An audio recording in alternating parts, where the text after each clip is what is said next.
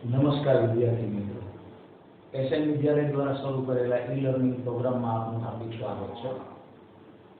કેમિસ્ટ્રીમાં રાસાયણિક ગતિકી નામના ચેપ્ટરની અંદર આજે આપણે રાસાયણિક પ્રક્રિયાનો પ્રક્રિયાક્રમ, એનો વેગ અચળાંક અને આણ્વિકતા નામના ટોપિકની ચર્ચા કરીશું।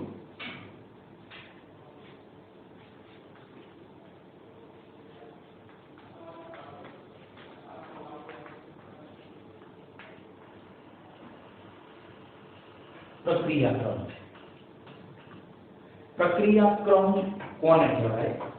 તો કે આપણે એક રાસાયણિક પ્રક્રિયા લઈ લઈએ કે જેની અંદર એ નામનો પ્રક્રિયક જેનો તત્વયોગ દ્વિતીય ગુણાંક A, ડી નામનો પ્રક્રિયક જેનો તત્વયોગ દ્વિતીય ગુણાંક B, આ બંને વચ્ચે પ્રક્રિયા થઈ C નામની નિપજ જેનો તત્વયોગ દ્વિતીય ગુણાંક C અને ડી નામની નિપજ જેનો તત્વયોગ દ્વિતીય ગુણાંક D મળે છે। આવી રાસાયણિક પ્રક્રિયાના મારે પ્રક્રિયા વેગને દર્શાવવો હોય તો કેવી રીતે દર્શાવાય? તો મેં અગાઉના વિડીયોની અંદર તમને સમજાવ્યું હતું કે રાસાયણિક પ્રક્રિયાનો પ્રક્રિયા વેગ એ પ્રક્રિયામાં ભાગ લેતા પ્રક્રિયકોની સાંદ્રતાના અનુસંધાને રજૂ કરવામાં આવે। તો આ રાસાયણિક પ્રક્રિયામાં પ્રક્રિયા વેગને લખવો હોય તો આમ લખાય કે ભાઈ પ્રક્રિયા વેગ बराबर के सांद्रता ऑफ A ની x घात सांद्रता ऑफ B ની y घात, જ્યાં x અને y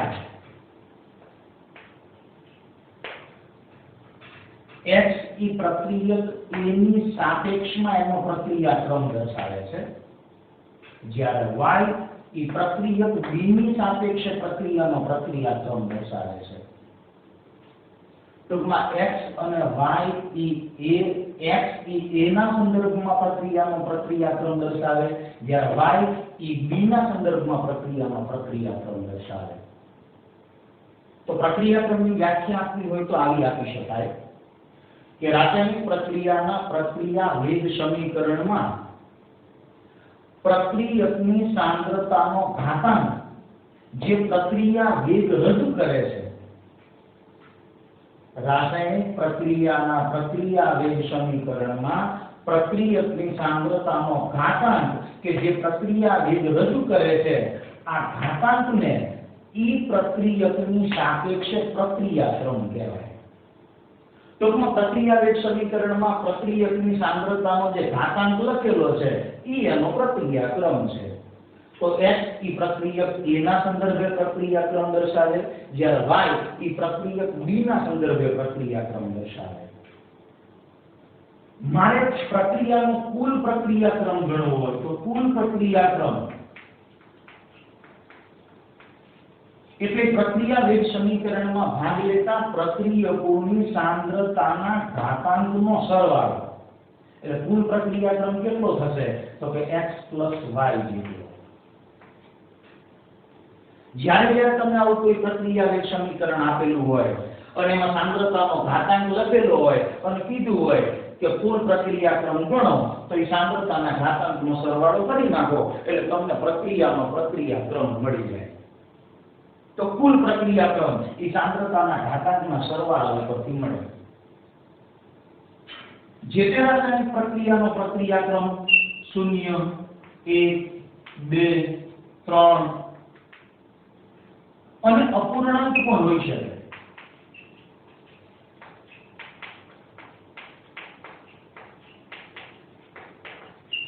કેટલીક પ્રક્રિયાઓમાં અહીંયા સાંદ્રતાનો ઘાતાંક 1/2 લખેલો હોય અથવા 3/2 પણ લખેલો હોય, એટલે પ્રક્રિયાક્રમનું મૂલ્ય 0, 1, 2, 3 અને અપૂર્ણાંક સંખ્યા પણ હોઈ શકે। પ્રક્રિયાના પ્રક્રિયાક્રમને એટલે અહીંયા જે સાંદ્રતાનો ઘાતાંક લખ્યો હોય કોઈ પણ પૂર્ણાંક સંખ્યા અથવા અપૂર્ણાંક સંખ્યા, તો ઈ પૂર્ણાંક કે અપૂર્ણાંક સંખ્યાને પ્રક્રિયામાં ભાગ લેતા પ્રક્રિયકોના તત્વયોગમિતીય ગુણાંક સાથે કોઈ સંબંધ નથી। હા, એવું બની શકે કે ભાઈ એ નામના પ્રક્રિયકની સાંદ્રતાનો ઘાતાંક જે છે એ એના તત્વયોગમિતીય ગુણાંક જેટલો હોઈ શકે, પણ દર વખતે સાચું હોય એવું જરૂરી નથી। તો ટૂંકમાં સાંદ્રતાનો ઘાતાંક જે પ્રક્રિયા ક્રમ દર્શાવે છે એ પ્રક્રિયા ક્રમને પ્રક્રિયકોના તત્વયોગમિતીય ગુણાંક સાથે કોઈ સંબંધ નથી. માની લો કે શૂન્ય ક્રમની પ્રક્રિયા છે, તો શૂન્ય ક્રમની પ્રક્રિયા એનો અર્થ કે પ્રક્રિયકની સાંદ્રતાનો ઘાતાંક શૂન્ય. હવે પ્રક્રિયકની સાંદ્રતાનો ઘાતાંક શૂન્ય હોય તો કોઈ પણ સાંદ્રતા હોય એનો ઘાતાંક શૂન્ય એટલે એનું મૂલ્ય તો એક જ થાય. એનો અર્થ કે શૂન્ય ક્રમની પ્રક્રિયા માટે પ્રક્રિયા વેગ એ સાંદ્રતાથી સ્વતંત્ર છે.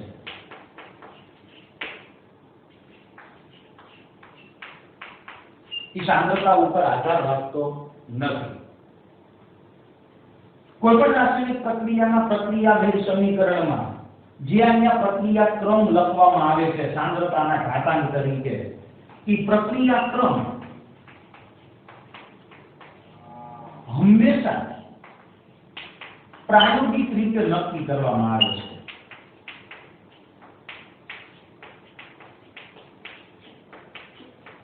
પ્રક્રિયાનો પ્રક્રિયા ક્રમ એ પ્રાયોગિક રીતે નક્કી કરવામાં આવે છે. જે રાસાયણિક પ્રક્રિયાઓ એક જ તબક્કામાં થતી હોય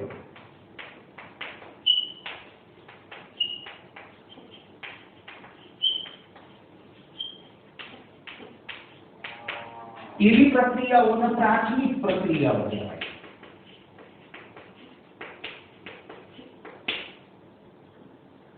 પણ કેટલીક રાસાયણિક પ્રક્રિયાઓ એક જ તબક્કામાં થતી નથી, પણ આવી પ્રાથમિક પ્રક્રિયાઓની શ્રેણી જે આપણને નિપજ આપે. ટૂંકમાં એ પ્રક્રિયા એક કરતા વધારે તબક્કામાં થતી હોય, જે પ્રક્રિયા એક કરતા વધુ તબક્કામાં થતી હોય એવી પ્રક્રિયાને જટિલ અથવા તો સંકીર્ણ પ્રક્રિયા કહેવાય.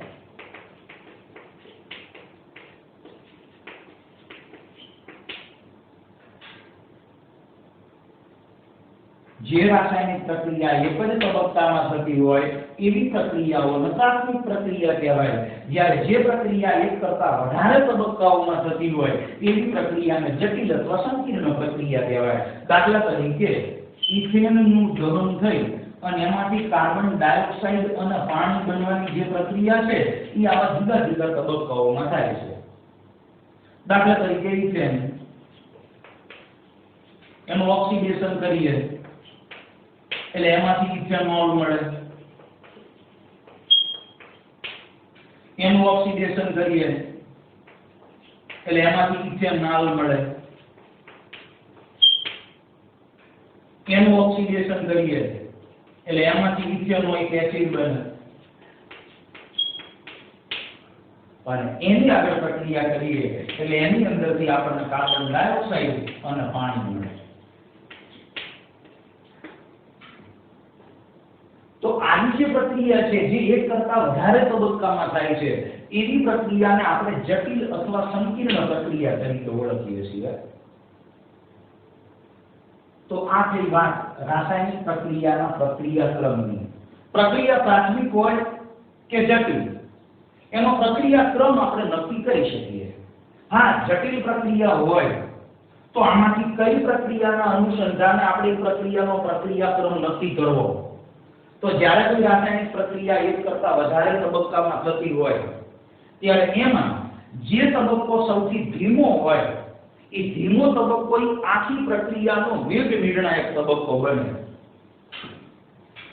જુદા જુદા તબક્કાઓ પૈકી જે તબક્કો સૌથી ધીમો હોય એ ધીમો તબક્કો આખી પ્રક્રિયાનો વેગ નિર્ણાયક તબક્કો બને અને વેગ નિર્ણાયક તબક્કો જ પ્રક્રિયાનો પ્રક્રિયા ક્રમ નક્કી કરે.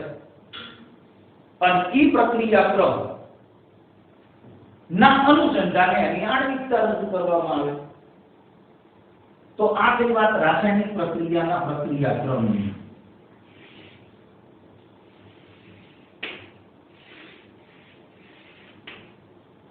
હવેનો જે ટોપિક છે એ છે વેગ અચળાંક.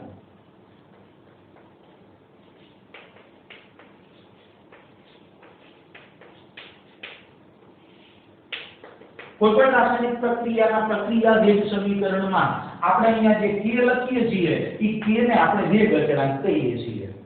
અગાઉના વિડિયોમાં મેં તમને એવી રજૂઆત કરી હતી કે જો પ્રક્રિયકની સાંદ્રતા 1 મોલર હોય તો એવા સંજોગોમાં પ્રક્રિયાનો પ્રક્રિયા વેગ અને વેગ અચળાંક બે સમાન થાય અને એ વખતના વેગ અચળાંકને વિશિષ્ટ વેગ અચળાંક કહેવાય। તો વેગ અચળાંક એટલે કે આ વેગ અચળાંક એ તાપમાન ઉપર આધારિત છે। વેગ અચળાંક સાંદ્રતા ઉપર આધાર રાખતો નથી, એ તાપમાન ઉપર આધાર રાખે છે અને જ્યારે જ્યારે તાપમાન બદલાય ત્યારે વેગ અચળાંકનું મૂલ્ય બદલાય છે। જ્યારે પ્રક્રિયા વેગ એ સાંદ્રતા ઉપર આધાર રાખે છે, સાંદ્રતા બદલાય એટલે પ્રક્રિયા વેગ બદલાય। જ્યારે વેગ અચળાંક એ સાંદ્રતા ઉપર આધાર રાખતો નથી, એ તાપમાન ઉપર આધાર રાખે, તાપમાન બદલાય એટલે વેગ અચળાંકનું મૂલ્ય બદલાય। તો જે તે રાસાયણિક પ્રક્રિયા તમને આપેલી હોય રાસાયણિક પ્રક્રિયાના વેગ અચળાંકનો મારે એકમ નક્કી કરવો છે। પ્રક્રિયા વેગનો એકમ તો તમને ખબર છે, પ્રક્રિયા વેગ એટલે સાંદ્રતાના છેદમાં સમય। હવે સાંદ્રતા એટલે મોલ પ્રતિ લિટર, સાંદ્રતાના છેદમાં સમય, સાંદ્રતા એટલે મોલ પ્રતિ લિટર અને છેદમાં સમય એ મિનિટ કલાક કે સેકન્ડ ગમે। તો એકમ થશે શું? તો કે પ્રક્રિયા વેગનો એકમ થશે mall litre inverse second inverse. જો રાસાયણિક પ્રક્રિયામાં સંકળાયેલા પ્રક્રિયકો વાયુમય અવસ્થામાં હોય તો એ વખતે એની સાંદ્રતા મોલ પ્રતિ લિટરના બદલે એનું આંશિક દબાણ લેવામાં આવે તો પ્રક્રિયા વેગનું એકમ થશે 12 સેકન્ડ ઇન્વર્સ। અને આની રજૂઆત તમારા સ્વાધ્યાયના એક દાખલાની અંદર આપેલી છે કે ભાઈ આ એક પ્રક્રિયાનું સમીકરણ છે તો એ પ્રક્રિયાના વેગનો એકમ શું હશે, એ પ્રક્રિયાના વેગ અચળાંકનો એકમ શું હશે। તો મારે આ જે તે રાસાયણિક પ્રક્રિયાના વેગ અચળાંકનો એકમ નક્કી કરવો છે। આ પ્રક્રિયા માટે હું વેગ અચળાંકનું એક સૂત્ર લખી નાખું। દાખલા તરીકે આ પ્રક્રિયા છે, એ પ્રક્રિયાના પ્રક્રિયા વેગનું અહીંયા સૂત્ર લખ્યું છે કે ભાઈ પ્રક્રિયા વેગ બરાબર k સાંદ્રતા ઓફ a ની x સાંદ્રતા ઓફ b ની y પર, જ્યાં x એ પ્રક્રિયક a ના સંદર્ભમાં પ્રક્રિયા ક્રમ દર્શાવે, y એ પ્રક્રિયક b ના સંદર્ભમાં પ્રક્રિયા ક્રમ દર્શાવે, પણ x y એ પ્રક્રિયાનો કુલ પ્રક્રિયા ક્રમ છે। તો આના ઉપરથી હું પહેલા k ને કરતા બનાવી દઉં એટલે વેગ અચળાંક k બરાબર આપણે આવું લખીશું કે પ્રક્રિયા વેગ છેદમાં પ્રક્રિયક a ની સાંદ્રતા એની x ઘાત પ્રક્રિયક b ની સાંદ્રતા એની y ઘાત। હવે પ્રક્રિયા વેગ એનું સૂત્ર હતું શું? સાંદ્રતાના છેદમાં સમય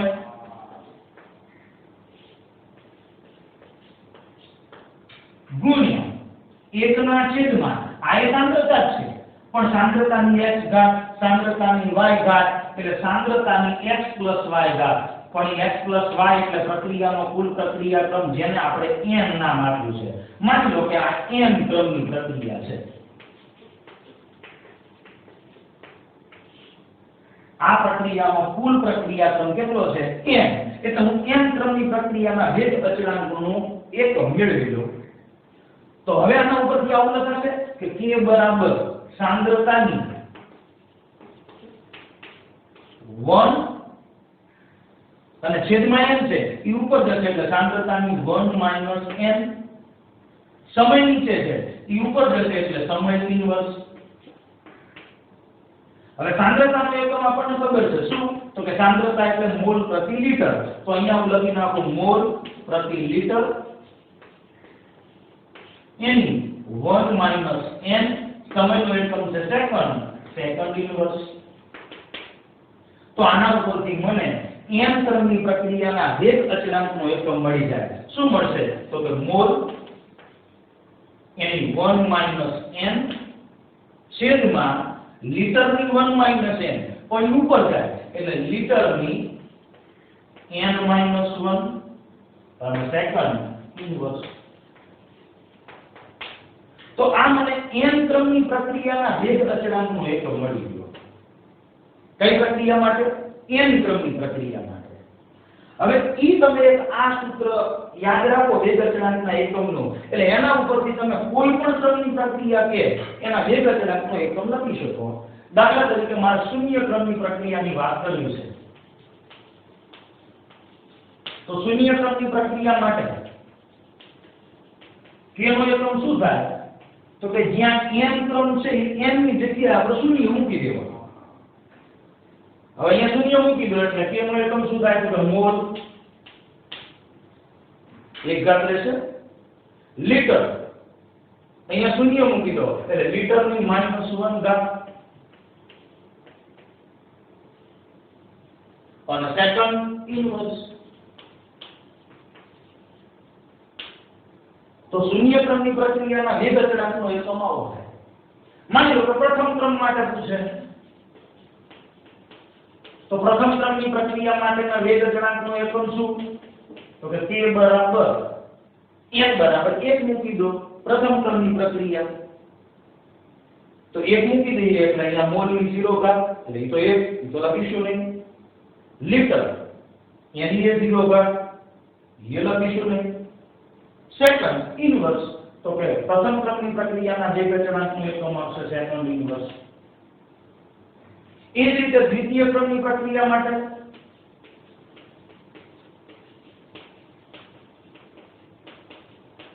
તો એના માટે વેગ અચળાંકનો એકમ તો કે n બરાબર 2 મૂકી દો. તો 1 - 2 એટલે -1 એટલે મોલની -1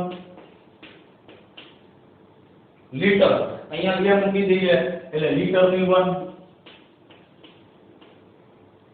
પણ અહીંયા સેકન્ડ ઇન્વર્સ. તો આ પ્રમાણે તમને તૃતીય ક્રમની પ્રક્રિયા કે તો એના વેગ અચળાંકનો એકમ લખતા આપણે બરાબર છે. તો જાતે વિચારશો n ની જગ્યાએ આપણે શું મૂકીશું? 3 મૂકી દઈએ એટલે મને તૃતીય ક્રમની પ્રક્રિયાના વેગ અચળાંકનો એકમ મળી જાય. પરીક્ષાની અંદર અવારનવાર આમાંથી પ્રશ્ન પૂછવામાં આવે છે. તમને કીધું હોય કે આટલામાં ક્રમની પ્રક્રિયા માટેના વેગ અચળાંકનો એકમ શું? તો તમને આ સૂત્ર ખબર હોય તો જે તે ક્રમની પ્રક્રિયાનો ક્રમ અહીંયા નંબર મૂકી દો એટલે તમને વેગ અચળાંકનો એકમ મળી જાય. પણ કેટલીક વખત તમને એકમ આપી દીધો હોય, અને કીધું હોય કે ભાઈ આ એકમ કયા ક્રમની પ્રક્રિયાનો છે, તો ઈ કામ તો તમારા માટે એકદમ સહેલું થઈ જાય. એકમ પરથી પ્રક્રિયાનો ક્રમ નક્કી કરવો.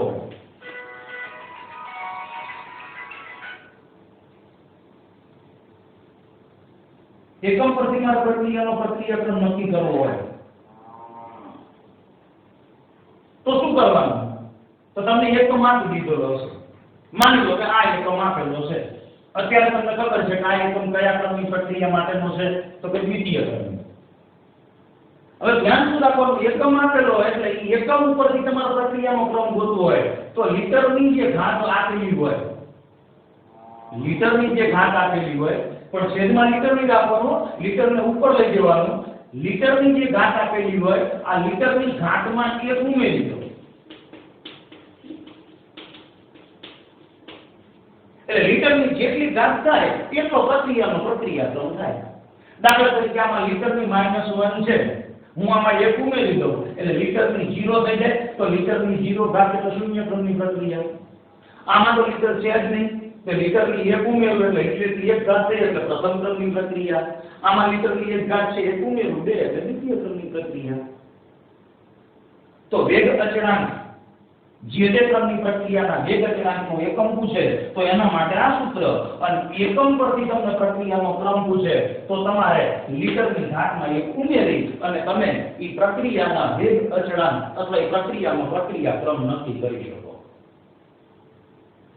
તો પ્રક્રિયાક્રમ અને વેગ અચળાંકના અનુસંધાનમાં કેટલાક ઉદાહરણ સ્વરૂપના દાખલા તમારી બુકની અંદર આપેલા છે. દાખલા તરીકે ટેક્સ્ટ બુકની અંદર કોયડા નંબર 4.4 તમને આપેલો છે.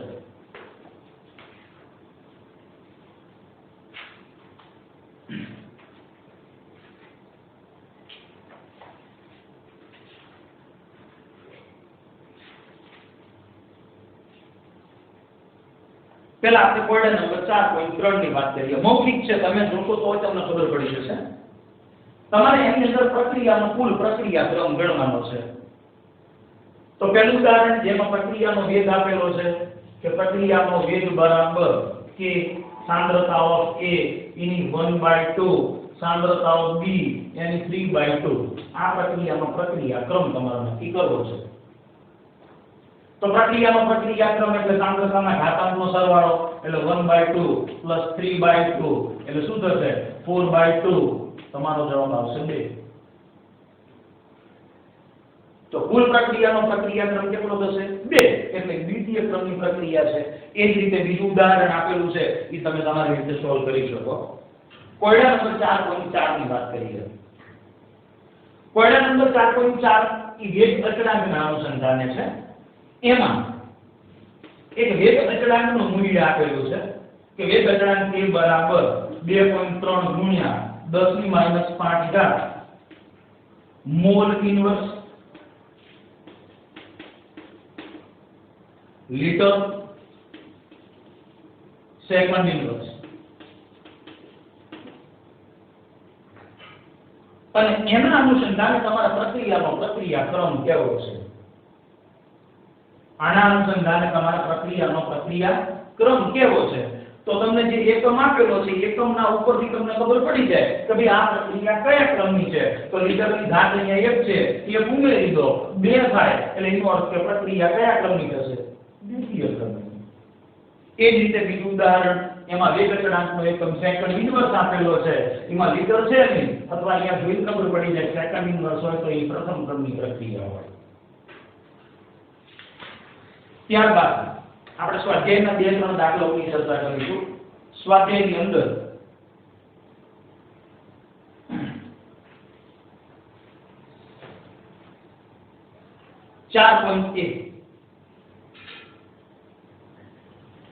સ્વાધ્યાયનો 4.1 એટલે પહેલો દાખલો. પ્રક્રિયાના વેગની રજૂઆત આપેલી છે એટલે સમીકરણ આપેલું છે બાજુમાં એ પ્રક્રિયાના પ્રક્રિયા વેગનું સમીકરણ લખેલું છે અને એના ઉપરથી તમારા પ્રક્રિયા ક્રમ કહેવાનો છે. તો પ્રક્રિયા ક્રમ તો તમે સાંદ્રતાનો ઘાતાંક જુઓ એટલે ખબર પડી જાય અને પ્રક્રિયા ક્રમ ખબર પડી જાય એટલે એના ઉપરથી તમને વેગ અચળાંકના એકમની એ ખબર પડી જાય. તો વેગ અચળાંકના એકમ મેં અહીંયા લખેલા છે એટલે પહેલો દાખલો તમે તમારી જાતે સોલ્વ કરી શકશો. કોયડા નંબર 4.2.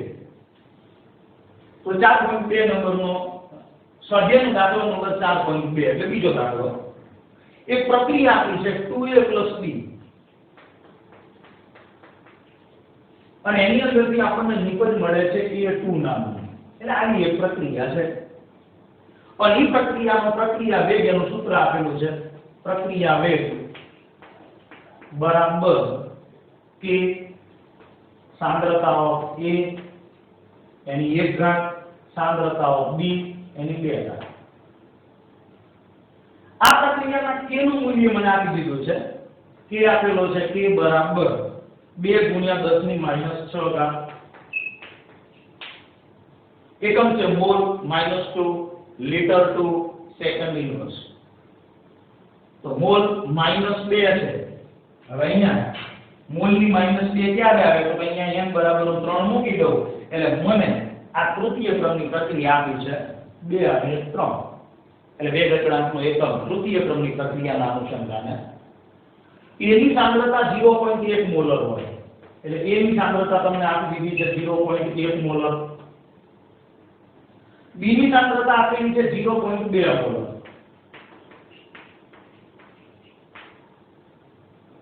અને ઈ સાંદ્રતા હોય ઈ વખતે પ્રક્રિયાનો પ્રારંભિક વેગ ગણો એટલે પ્રક્રિયા વેગ તમારે ગણવો છે.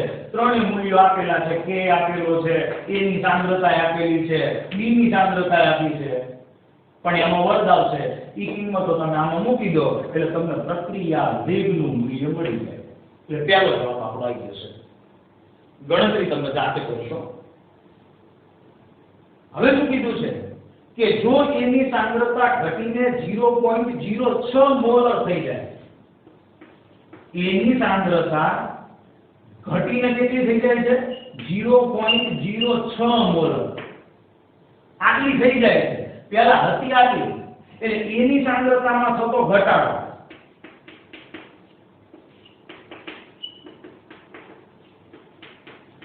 અત્યારથી 0.1 મોલ. હવે એની સાંદ્રતા ઘટીને કેટલી થઈ જાય છે 0.06 મોલ. તો એની સાંદ્રતામાં ઘટાડો કેટલો થયો તો કે 0.1 માઈનસ 0.06.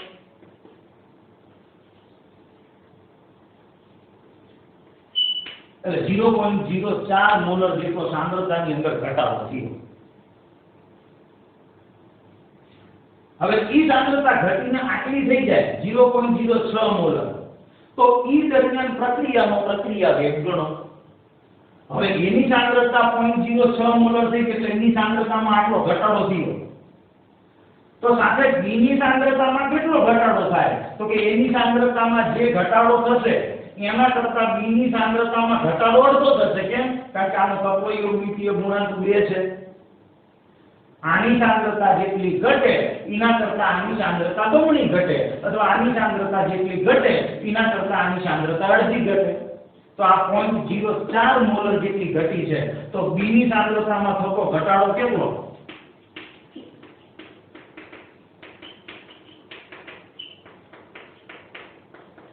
બી ની સાંદ્રતામાં ઘટાડો કેટલો તો કે 0.02 મોલર. ઈ સમીકરણ પરથી ખબર પડે.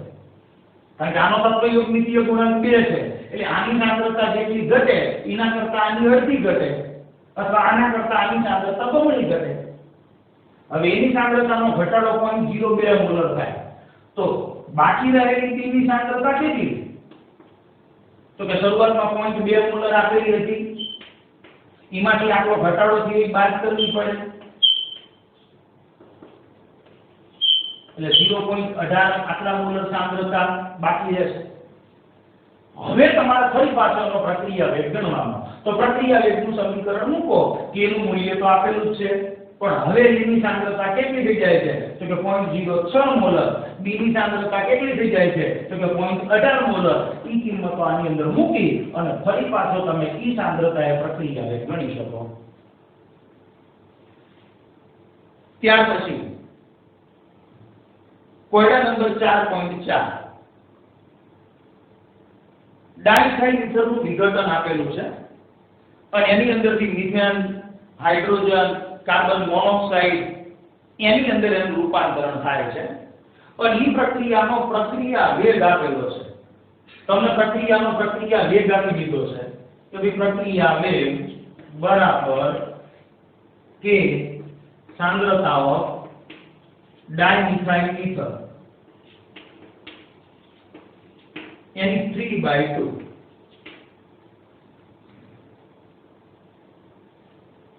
પ્રક્રિયાનો વેગ બંધ પાત્રમાં દબાણનો વધારો કરીને અનુસરી શકાય છે. એટલે દબાણના અનુસંધાને પણ તમને પ્રક્રિયા વેગનું સમીકરણ આપેલું છે. તો કે અહીંયા કે અહીંયા હવે આ સાંદ્રતા મોલ પ્રતિ લિટરમાં છે, પણ હવે એનું આંશિક દબાણ આપેલું છે. તો કે આંશિક દબાણ ડાઇમિથાઇલ ઇથર એની 3/2. એટલે આવા બે પ્રક્રિયા વેગના સૂત્રો છે. એક સાંદ્રતા મોલ પ્રતિ લિટરમાં હોય ઈ વખતનું, અને સાંદ્રતા આંશિક દબાણ એટલે કે 12 ની અંદર હોય ઈ વખતનું. જેથી વેગ અચળાંક ડાઇમિથાઇલના આંશિક દબાણમાં અભિવ્યક્ત કર્યો છે આપણે. જો દબાણ 12 અને સમય મિનિટની અંદર આપેલા હોય, દબાણ 12 માં છે, સમય મિનિટમાં છે, તો એવા સંજોગોમાં વેગ અને વેગ અચળાંકના એકમ શું હશે? પ્રક્રિયા વેગનો એકમ તો શું છે તો કે પ્રક્રિયા વેગનો એકમ છે સાંદ્રતાના છેદમાં સમય. પ્રક્રિયા વેગનો એકમ શું છે? સાંદ્રતાના છેદમાં સમય. એટલે સાંદ્રતા એના છેદમાં સમય.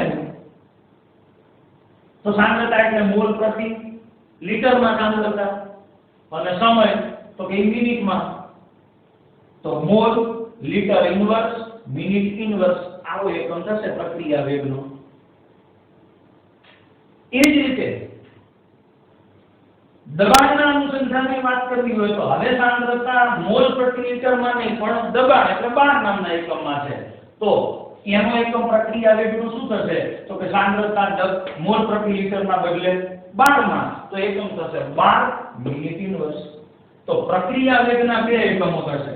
જ્યારે સાંદ્રતા મોલ પ્રતિ લિટરમાં હોય ઈ વખતે શું તો કે mall litre inverse second inverse જ્યારે આંશિક દબાણમાં સાંદ્રતા આપેલી હોય ઈ વખતે થશે 12 સેકન્ડ નહીં પણ મિનિટમાં કીધું છે એટલે 12 મિનિટ ઇન્વર્સ હવે મારે એના વેગ અચળાંકની વાત કરવી છે તો વેગ અચળાંકની વાત કરવી હોય તો પહેલા મારે વેગ અચળાંકને કરતા બનાવી દેવો પડે તો વેગ અચળાંકને કરતા બનાવવું એટલે શું થાય કે પ્રક્રિયા વેગ એટલે સાંદ્રતા છેદમાં સમય ગુણ્યા 1 ના છેદમાં આની સાંદ્રતા ડાયની થાય ઇથરની સાંદ્રતા અને ઈ સાંદ્રતા એની 3/2 ઘાત હવે સાંદ્રતાને ઉપર લઈ જવું એટલે સાંદ્રતાની 1 - 3/2 સમય તો મિનિટમાં છે એટલે મિનિટ ઇન્વર્સ હવે હું સાંદ્રતા મોલ પ્રતિ લિટરની અંદર મૂકી દઈશ પણ પહેલા આપણે આનું સાદું રૂપ આપી દઈએ એટલે -1/2 આવશે એટલે પહેલો એકમ જ્યારે સાંદ્રતા મોલ પ્રતિ લિટરમાં હોય એટલે અહીંયા સાદું રૂપ આપીશું એટલે -1/2 આવશે એટલે મોલ પ્રતિ litre in -1/2 into minute inverse તો મોલની -1/2 લિટરની -1/2 નીચે ઉપર જશે એટલે લિટરની 1/2 અને મિનિટ ઇન્વર્સ તો જ્યારે સાંદ્રતા મોલ પ્રતિ લિટરમાં આપેલી હોય ઈ વખતનો વેગ અચળાંકનો એકમ આ થશે પણ જો સાંદ્રતા દબાણમાં આપેલી હોય તો અહીંયા તમારે મોલ પ્રતિ લિટરના બદલે 12 લખવાનું આવે તો એકમ શું થાય તો કે 12 એની -1/2 ઇન્ટુ મિનિટ ઇન્વર્સ તો આ પ્રમાણે પ્રક્રિયા વેગના સમીકરણ ઉપરથી સાંદ્રતા મોલ પ્રતિ લિટરમાં હોય તો ઈ વખતનો પ્રક્રિયા વેગનો એકમ પ્રક્રિયા વેગના સૂત્રની અંદર સાંદ્રતા આંશિક દબાણ એટલે કે 12 માં આપેલી હોય ઈ વખતનો પ્રક્રિયા વેગનો એકમ તો ઈ પ્રક્રિયા વેગના એકમો આ પ્રમાણે થશે અને વેગ અચળાંક તો એ વેગ અચળાંકને મારે કરતા બનાવવો પડે અને આ સાંદ્રતાના અનુસંધાને પહેલો એકમ મને મળશે આ મોલ પ્રતિ લિટર સાંદ્રતા હોય ત્યારે અને દબાણમાં સાંદ્રતા હોય 12 ની અંદર તો ઈ વખતનો વેગ અચળાંકનો એકમ મને મળશે તો આ પ્રમાણે અહીંયા પ્રક્રિયા ક્રમ અને વેગ અચળાંકની વાત આપણે પૂરી કરીએ છીએ આગળના વિડિયોની અંદર આપણે આણ્વિકતા નામના ટોપિકની ચર્ચા કરીશું અને એના અનુસંધાને પણ કેટલીક રજૂઆત કરીશું નમસ્કાર